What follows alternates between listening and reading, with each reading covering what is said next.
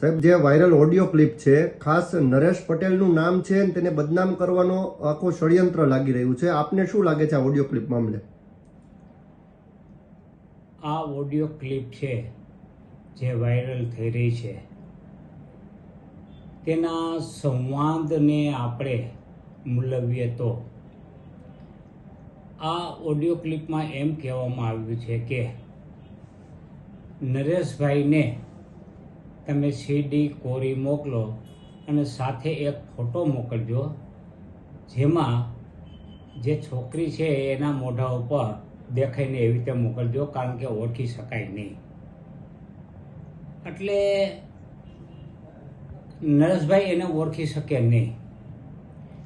એટલે એ બાબત ચોક્કસ છે કે આ કોઈ ત્રાહિત વ્યક્તિની સીડી નરેશભાઈને મોકલવાની હોય અને જો નરેશભાઈ એ છોકરીને ઓળખી જાય તો એમને બોલાવીને સમાધાન કે જે કાંઈ કરી શકે એ કરે નહીં તેવું તેનું કહેવાનું થાય છે.